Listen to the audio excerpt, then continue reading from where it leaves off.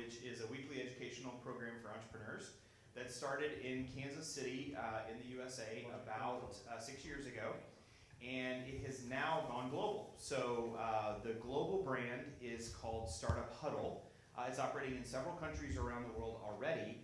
And this is one of the things we wanted to talk to you guys about today is it's a very easy way, a very easy and inexpensive program you can bring to your country to help connect entrepreneurs.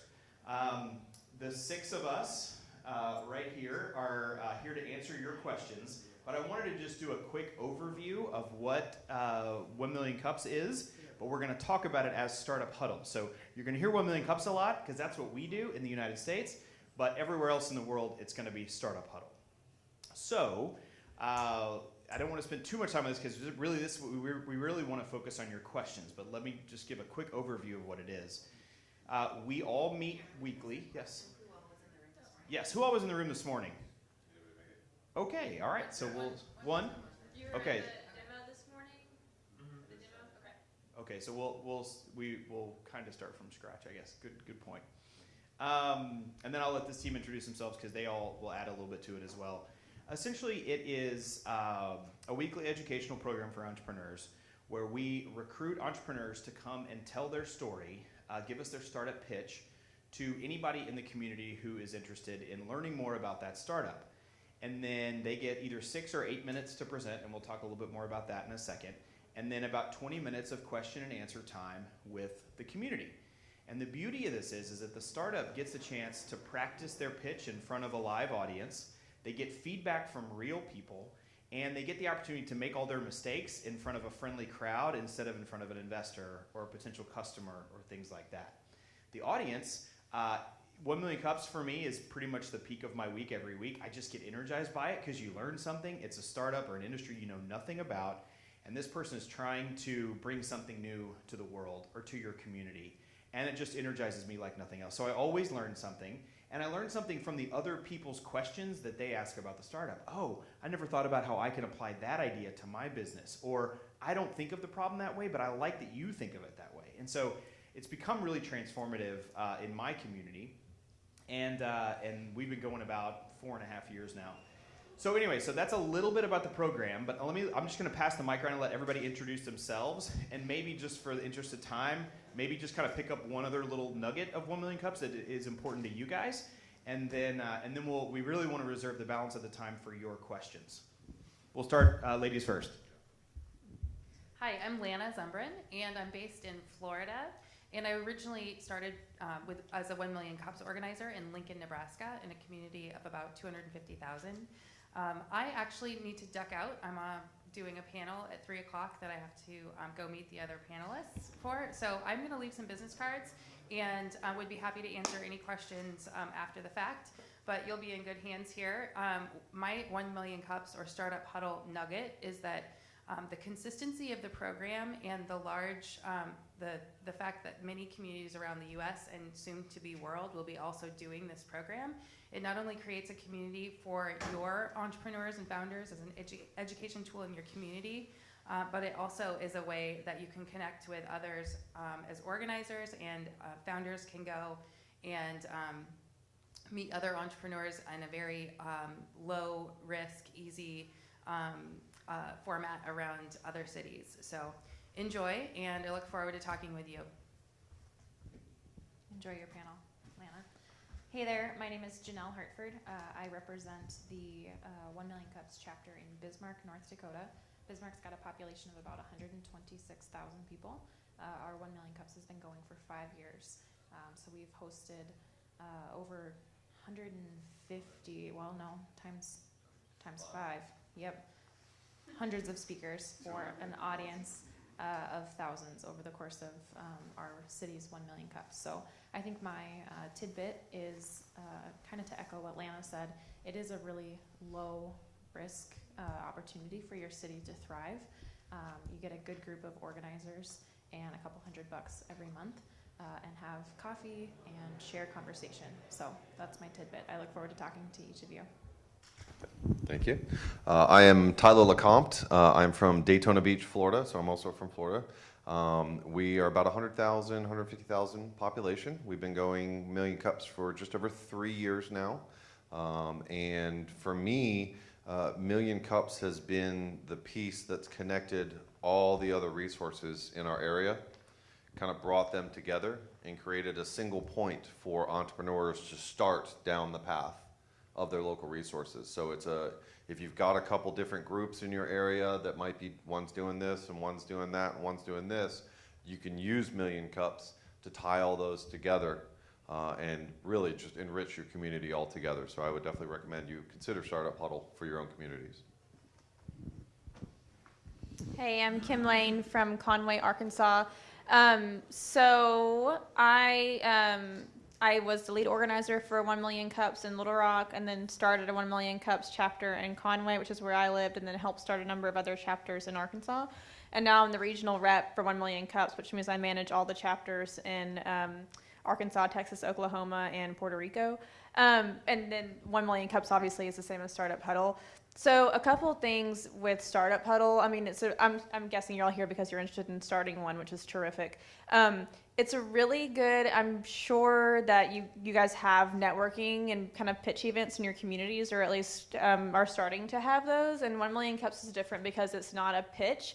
It's not a time to sell. It's a time to storytell.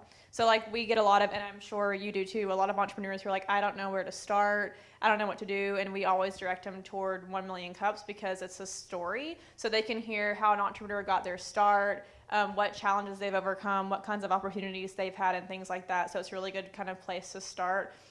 My town is 65,000, so it's pretty small. But we partner with the university, so we have, this is all volunteer run, we're all volunteers, but we have a lot of university students on our organizing team because they have access to video equipment and they have time, and it's good experience for them for their lives. So I have some tips if you have a student population in your town. But it's a great, really worthwhile organization because it's a good connection to people around the world. It's also a good starting point for entrepreneurs. Hello, my name is Yekaterina Weinberg. I'm from Moscow, Russia, and in Russia we do Startup Huddle, which is similar to 1 Million Cups. The program originated from 1 Million Cups. We started doing Startup Huddle in 2017, so we've been doing it for about half a year would be the correct estimation, and we went straight away to 9 cities where we're doing this program, and we were amazed how impactful it became for the community and for entrepreneurs. So the two things that I want to reinforce about the program is that it is built around entrepreneurs' real needs. So in our case, entrepreneurs go to the stage, they tell their story, and they, at the end of the presentation, they put 2-3 concrete questions or problems or challenges they want the community to help them with. And that makes it so much valuable because they receive in these 15 minutes of the feedback, they receive such valuable information that probably they never receive like in months. They can be searching for this month, and this is just 15 minutes, and they know almost like not everything, but a lot about this particular problem. So this is the program that empowers entrepreneurs. And also the second beautiful thing about it is that by doing it regularly, and regularly can mean once a week, once 2 weeks, once a month. In our cities, our organizers do once a month this program. It helps to build community because it's done in the very friendly way. Exactly, it's not a pitch, it's more a storytelling. So the idea is to help those who are presenting, not to criticize them or to, let them down somehow, to help them. And this friendly environment results in stronger ecosystems later on. So these two very important things about the program, and happy to tell you more later. Good afternoon, I'm Kyle Smith from Kansas City. So I'm a community organizer there with 1 Million Cups. We are celebrating our 6th birthday this month, doing the exact same thing that Cameron started 6 years ago. You guys are all here at the Global Entrepreneurship Congress because you believe in the power of ecosystems, which is awesome. We also believe in that. 1 Million Cups, and Startup Huddle is a great way to organically seed that ecosystem. I bet you're like me and you think that if there were more people in your community who thought on an ecosystem-wide level, who thought about the health of the network, that your community would be thriving better as a whole. And Startup Huddle is an excellent way to make that happen. It's an excellent way to get people in that mindset. It's an excellent way to groom people on how to think as ecosystem builder. And it's also an excellent way to role model the ecosystem that you would like to see in your community. So if you're trying hard to build an inclusive ecosystem, by building an inclusive Startup Huddle, you're able to seed that. So we are so excited that you all are here. And I think we'll just start with what questions you have and build from there. So if you have a question, please get your hand up and I will bring you a microphone. Yeah, let's take questions from the audience. Again, we wanted to give the balance of the time to you guys. Please stand up, tell us your name and what country you're from. That would help us out a ton. And Kyle will be our mic runner. So, Anyone want to start? yes, right here, Pete. Hi, yes, my name's Pete. Apologies to this gentleman, John, because he's the only person who went to the demo this morning. But I was just wondering if you could just have a really quick run through of what happens. I guess very basic for those of us who weren't. Yeah. Okay, so the general structure of 1 Million Cups or Startup Huddle is it is a 1-hour meeting. It occurs at either weekly, bi-weekly, or monthly, as Ekaterina said, based on whatever you can handle in your community. The idea is to have 1 to 2 entrepreneurs at a couple different stages of business, so either startup, growth, or a success story. Which would be 3-5 years or more. I mean, we know the entrepreneurial game, but 2-3 years you're done. But at different stages, come and give a 5 to 10 minute presentation about who they are, what their idea or company does, what stage they're at, and then share some of the things that they've done. So what's gone right, what's gone wrong, what help do they need? And the idea is that they're connecting with the other entrepreneurs in the room that will either be ahead of them or behind them in their own business. So they can share information back and forth, they can give feedback, they can give recommendations. I'm sure we've all had those stories of, I wish I knew this then, save myself a year, save myself money. That's kind of the automatic benefit for the presenters, is before they go to the full-blown, I'm trying to get funding, I'm trying to do a pitch contest, I'm really getting up there, 1 Million Cups and Startup Huddle presents an opportunity to practice, to refine, etc. And then, so one speaker, 5-10 minutes, a couple minutes of questions, the next speaker, 5-10 minutes, another set of questions, and then we all kind of do our own thing differently, depends on where you're at, but to wrap up the meetings, sometimes we will make, what else is going on in the area, what other groups need support. Sometimes the members themselves will stand up, hey, I'm looking for an attorney to help me with this. I'm looking for someone to help me with this. And they'll often find those resources in the crowd with them. So it's a wonderful way to network internally. It's a wonderful way to network. If you're a presenter, it's a wonderful way to work not only your area, but to slowly start to expand, to grow awareness of what it is you're trying to do. So it is all volunteer. So all of us up here are not paid to run our groups. We volunteer our time, obviously, and we work very hard at it. And it's super rewarding. And like everybody, you can see the passion on everybody's face. For me, this is the one thing that really turned it on for me. Please. So, so like the just basic is 6-minute presentation, 20-minute Q&A, and it's designed to be educational. So like you get the story in the 6 minutes, but then the idea is for people to ask questions for 20 minutes. And, as organizers, you can kind of facilitate that where you can kind of keep asking the questions, but you'll notice that the longer you ask questions, kind of the deeper you get into things. So that's kind of the structure. And then the networking component is also really important, and you can facilitate that as well. But like normally at 1 Million Cups, you would have free coffee for everyone, and that's part of it is getting a coffee sponsor. But a way to kind of facilitate collisions with people. And anything else on that? Just a couple other points. It's free to attend, and free to present. I get that question all the time. Part of the organizer's job is to raise sponsorship money or in-kind services. So we host it at a co-working space. They're glad to have us because we bring new people into their space every week. So we don't pay them, they don't pay us. It just works out. They love hosting us. Every city does have a coffee sponsor. Some cities have it in a coffee shop, and so the coffee is just provided there as a part of their sponsorship.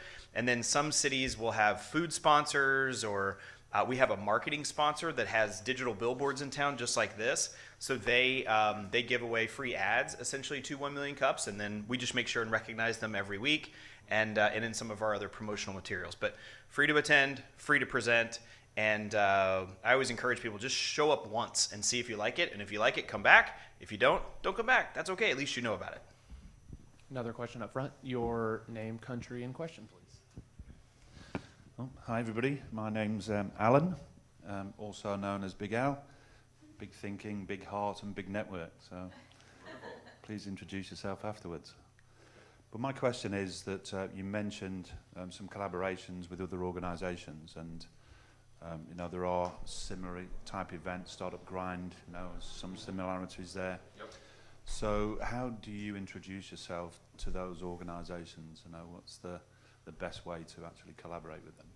I can, well, I'm the director of Startup Grind in Arkansas, so I can kind of tackle the difference So she there. does both. Yeah, so I mentioned this a little bit earlier, but the difference with 1 Million Cups, couple things.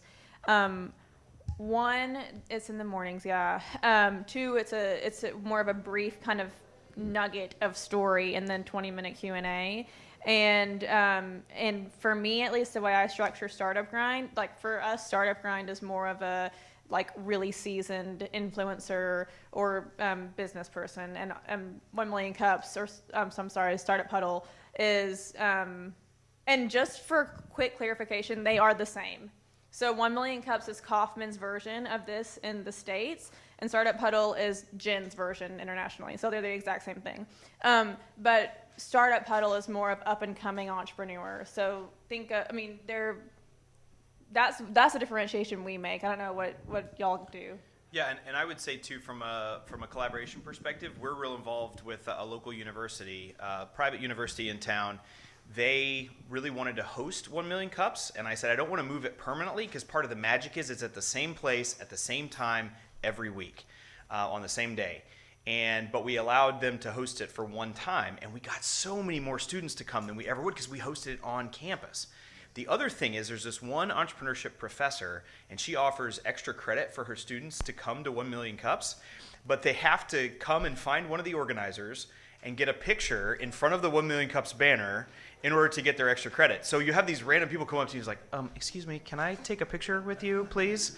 And the first time I did it, the first few times I was like, okay, that's totally weird, but whatever. And then I figured out that's what they were doing to get extra credit. So they have to take that picture and then either send it to the professor or put it on social media in order to prove that they did it. And she really wants her students, as 20, 21-year-olds, to plug into the entrepreneurial community.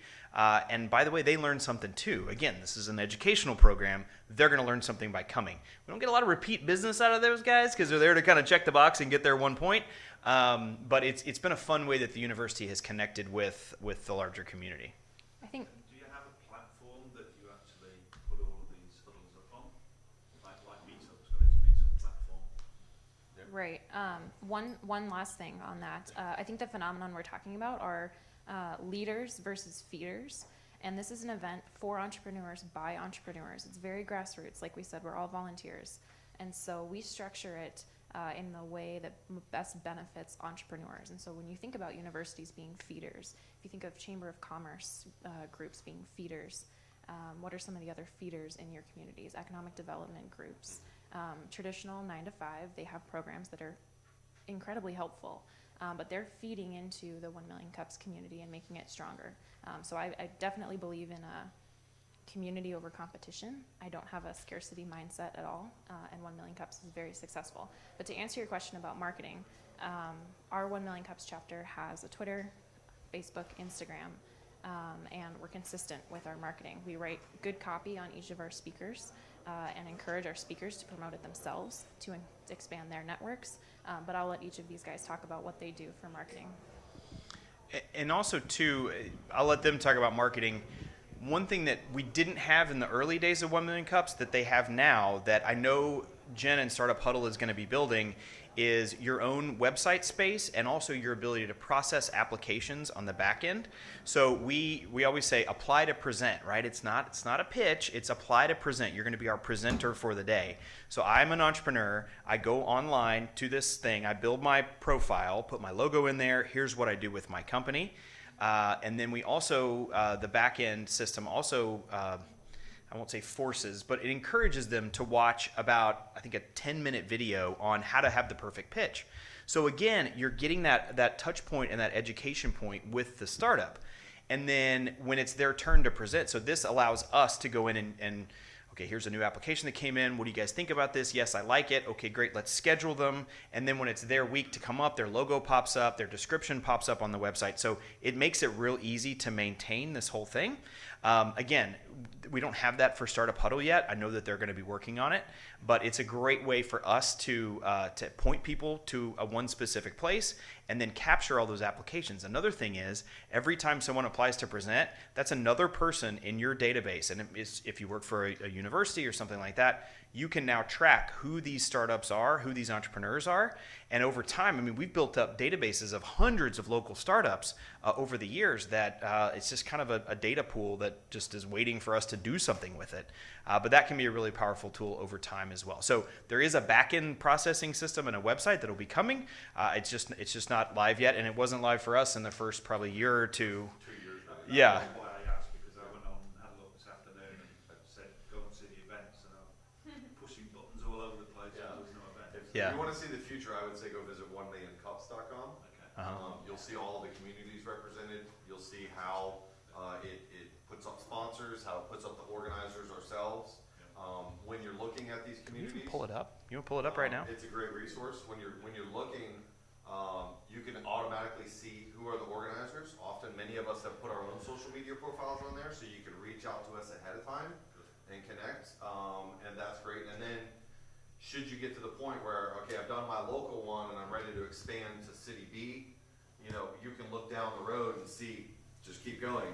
The benefit of this is that it's the same structure, maybe a little bit of tweaks here and there, but it's generally the same meeting, no matter what town, what city, what country that you're in. Is the expectation is that if you've done it here, then you can go in not knowing anybody and still get a room full of people, and that you didn't have to pay to find, that you didn't have to advertise to ahead of time, and you can just go.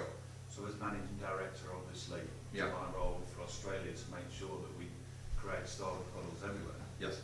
And having that, not having to start from scratch is perfect. So I know we are integrating, but Yeah. just guys, it is. So I'll ask the question. And we'll Questions? choose like Yeah. a veteran to, Sorry, we'll ask if you just use the microphone when you're talking so we can pick it up on the video.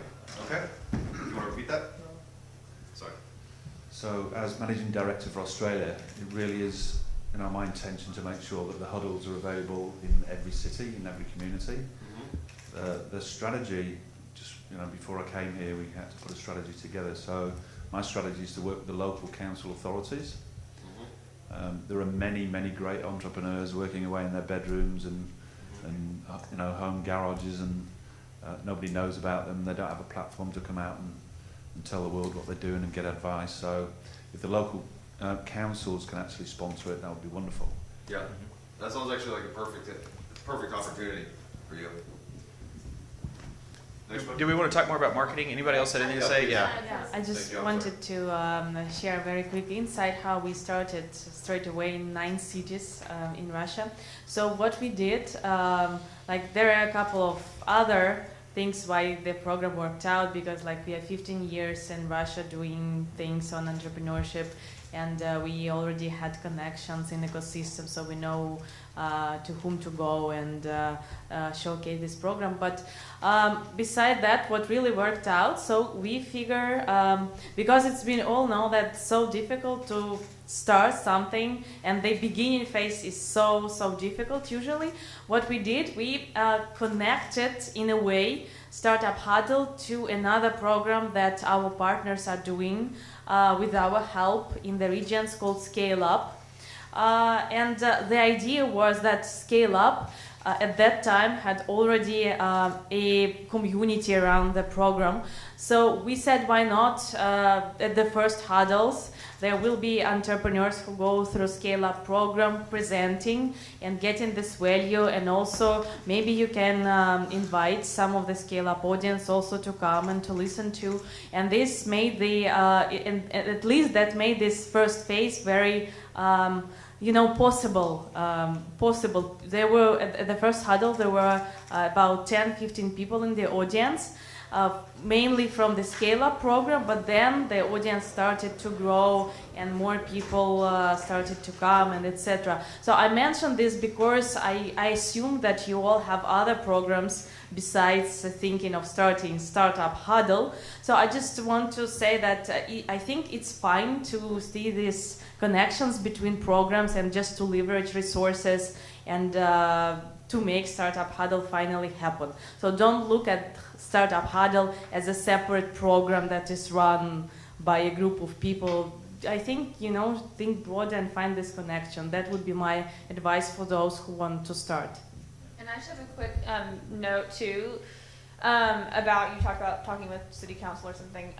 So with Startup Huddle, this is run by organizers, and that's always been really important for us, at least in the States, where it's not owned by a chamber, it's not owned by whatever, the economic development arm, and I think that makes it really reduces barriers for people, because it's not like, oh, well, that's the government's thing. So it's really important, that's a good way to bring in different entities, is to have an organizer from different places, but it's important to keep it sort of an even playing field. So just a point on that. Any other questions? There we go. It's Can from Turkey, Ankara. I would like to ask about how do you encourage people at the beginning to come to a morning event? Because I know that so many people working at the same time, and how they come. Great question, John. Anyone want to take that? Go for it. It definitely takes time. Like I said, I'm in my 5th year as an organizer, and I'm just now getting some employers in our downtown community on board with the fact that this is good for their employees, that this is a sort of talent retention strategy, that they get involved in their community and that they feel place attachment to their city. So it definitely takes time. I would encourage you to reach out to those key partners early and tell the story, tell the successes, tell the wins, and invite them and treat them like royalty when they come. When you see the people that you want to be at your events walk in the door, treat them like a king or queen, and that'll make them come back. That's one thing that I've learned as an event organizer. But go ahead and explain in your own cities what's worked and what maybe hasn't worked. Coffee. Coffee works. Both caffeine. Yeah. It works. We had a couple of individuals express interest in attending, and what we did for them is we actually invited the owner of their company to come and experience it themselves, consider presenting. After that, almost every one of those companies now has designated a person to go and participate. So it's a top-down philosophy, so don't be afraid. Also, it doesn't hurt when you ask the boss to go to something that's free, that they don't have to pay for. Sure, go right ahead. That sounds good. So one other thing on the timing. Think about the timing as a positive. There's lots of breakfast events, and maybe your country is different. People get together for breakfast. There's lots of lunches. There's lots of happy hours. There's lots of dinners. The Wednesday at 9 a.m., not much else is going on at that time. People do have day jobs, of course, that they have to be sitting at their desks, but entrepreneurs tend to have more flexible schedules. And remember, this is by entrepreneurs for entrepreneurs. So to have it at that time is actually part of the magic. You can move it a little bit earlier, you can move it a little bit later, so kind of adjust the time. But because you have it at that time frame, it really cuts out the people who don't need to be there. People have to make a special effort to do it because it's not just like, oh, it's time to go have a beer after work, right? So I would say look at that as a little bit of an opportunity and the magic rather than, oh, we have to have it at this time or whatever. And I have a quick note on the marketing too. The best thing that I've seen is when you're marketing it, don't just say, come to Startup Huddle, come to this event. Try to market the company. So like if there's a company in your community that's really well known or who would be a high profile thing to get, get them first or get them really early on and say, oh, well, come hear this company's story and how they got their start and how do you think they're making the city better or whatever. So market it around them, because it has to be something people resonate with, especially in the beginning before the brand is known. So try to think of things that will resonate and then blast it out all through social media. And you can do, I don't know, if you don't have any budget, that's totally fine, because you can do this for basically nothing. But if you do have a little bit of money, you could just do an easy targeted post around that on Facebook or something, and yeah. And your primary audience is definitely entrepreneurs and the people who love and support them, so very much focus on them. But remember to all of the other communities and populations who may come to enjoy your Startup Huddle. So Startup Huddle is the front porch to your ecosystem. So you may have field trips from local schools come, which is great because you're exposing your youth to entrepreneurial communities. We have delegates from other countries come. Just a couple weeks ago in Kansas City, we had a big group from Belarus come to visit. So there are those tertiary audiences that still mean a lot to your program and your community. And then I'll add one more disclaimer, which is if you're very enthusiastic about the idea of Startup Huddle, but that time thing is like really just not sitting well yet, we still want to talk to you. Do not let that be a barrier to a conversation. We want to have a discussion. We want this to be an important and valuable thing in your ecosystem. Don't let the time frame stop that. Any other questions?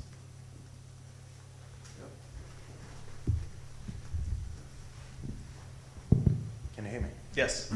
Hello, my name is Utkay, and I'm actually an associate of John's, and I come from Ankara as well. And from what I got, I think you have like a standard to uphold, like being predictable, like operating in a thoroughly volunteer fashion, and so on. How do you regulate that? Like, from what I get, you got like over 160 plus. yeah, nodes. So how do you regulate that? Like, if one of those key features are not met in one of these nodes, like one of your representatives, then how do you deduce that? How do you regulate the quality that you get from each So, one? great question. Thank you for asking that. What I would say is it's less about regulation and more about we know that this works, so trust the process, right? That's what I would say, but I'd love to hear you guys' thoughts on kind of more the regulation part of it. Well, in our case, we do not have this strict structure in Russia. That 9 a.m. Wednesday, everyone is at their place. So we are more flexible because we work in different cities. Like some of cities, there are over 1 million people living there. Some cities are small, and for us, it was more important just to start. And then we'll be step by step, we will be, structuring the process. It's like the startup, you start up and you have this a little bit mess at the first stages when everyone is doing everything and just, making sure that things are moving. And then when you're more scaling, you definitely need to bring this structure in and make sure everything is, scheduled properly and stuff. So we are still a little bit at the stage when we are figuring out what will work better. So far in our model in Russia, the most organizers, they do huddles in the evening actually, after work. It just worked, with times we figured out it works better, at least for us. And we make sure, this is important, we make sure that that the timing process, however, is going very structured. This is, I believe this is more important, that timing of the program within the day. Timing of this 1 hour, like 5 or 6 minutes and then 15 minutes feedback, this is more important to follow this part. And what else? And I mean, from what I have seen, if you have in place like volunteers who really believe in the program, who want to do, and a good moderator who is moderating the whole thing, that will work out definitely. So I would emphasize having good team that starting the thing than regulating, and with time it will just work out, properly. I have 2 quick things. One, don't let the the like rules be a hindrance to starting, because to your point, the most important thing is just to do it. I mean, at its bare bones, this is a really simple event where people like drink coffee and hear an entrepreneur story. So that is the most important thing. And then like, you know, don't let that be a hindrance to you. And secondly, with volunteers, you've got to find a way to keep them engaged. So you just have to, I mean, you know, we structure ours like a staff, you know, so like everyone has a certain role, they know exactly what to do, there's accountability, because I manage a lot of these and it's hard to keep volunteers engaged. But anyway, I have like playbooks for this stuff that I've written for our region of the country where, you know, it's just kind of a guideline, you know, so if someone's managing the Twitter every week and stuff like that, that I can share with you as well. I'll add to that remember, it's definitely an altruistic program, but it really is built off the self-interest of each of the parties too. The community's there to network, entrepreneurs are there to present, the community organizers have some stake in the ecosystem, so don't forget that you have to play to that as well. And also building off of the idea of best practice plus tweaks. Don't tell everyone else up on stage, but I get paid to organize. If you have a position that allows you to be on that ecosystem level and this program plays well into your current activities anyway, it's a great program to add to your menu. Other questions? In the back.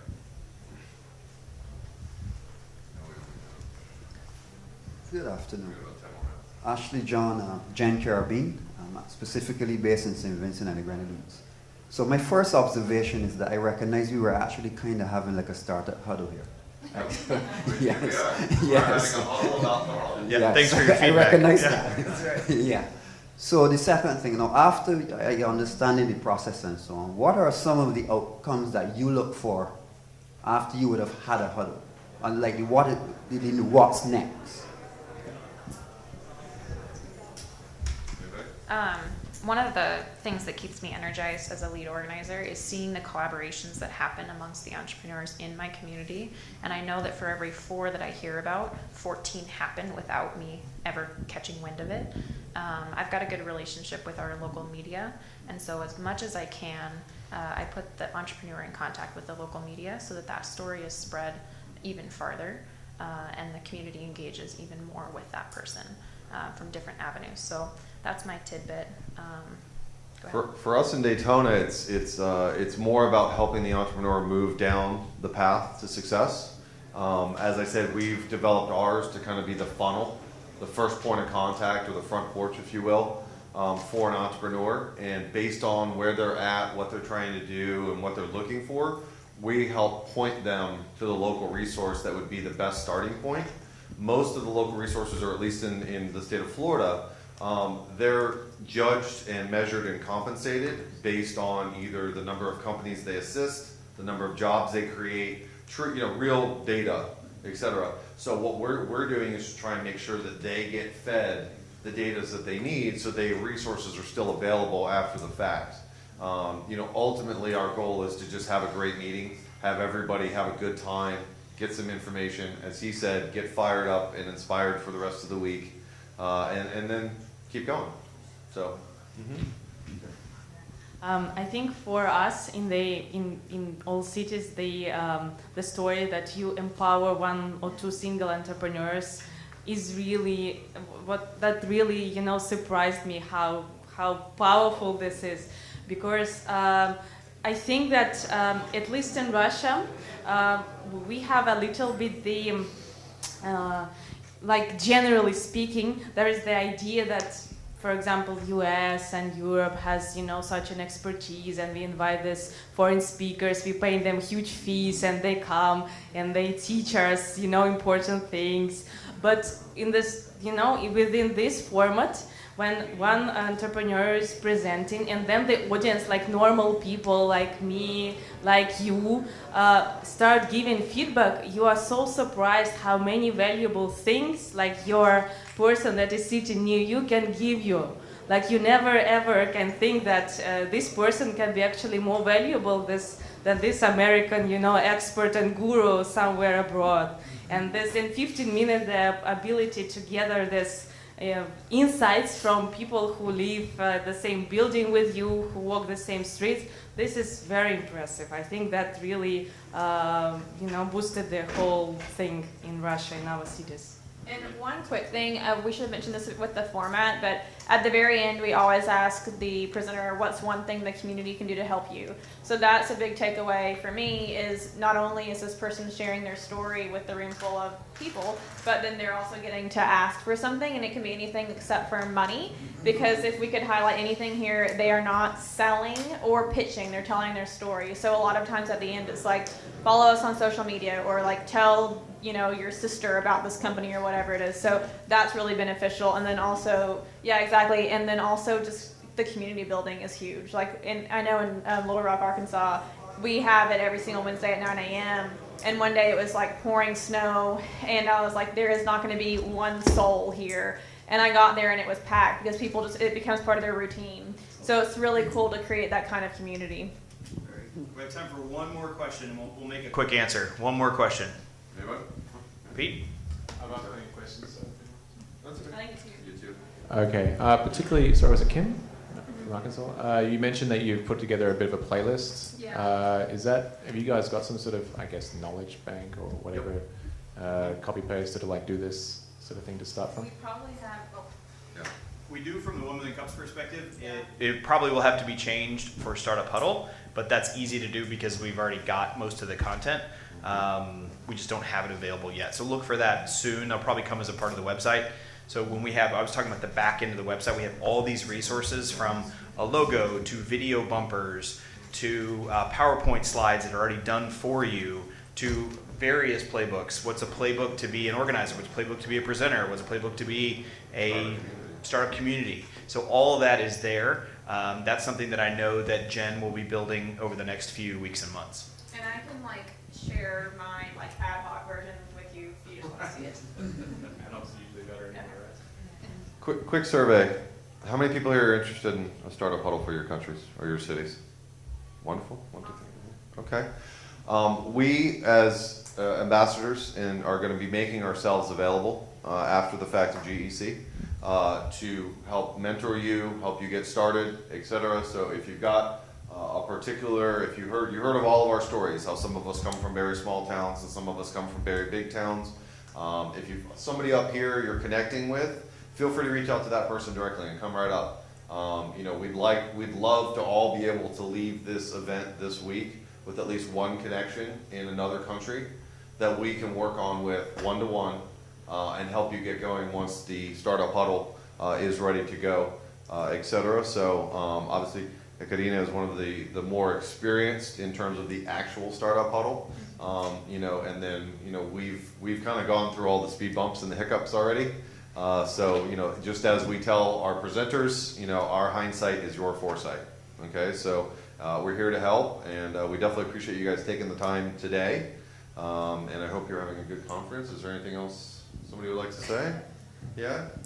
Yeah, I just want to quickly add to the question about the playbook that actually the GN, they already have the playbook and logos and everything, so you'll be absolutely fine. I mean, the only problem that it's in English, for example, it took me some time, to translate the whole stuff, and but yes, they do have this, so you can you're ready to go and use it. And the first point of contact, is it Yuval ticket? So Yuval at, I don't even know, genglobal.org, is that her email address? Genglobal.org. Yeah. So that's the person to contact if you want to start a chapter. And I mean, we're your ambassadors to help you, but to actually get routed through the process, it's Yuval.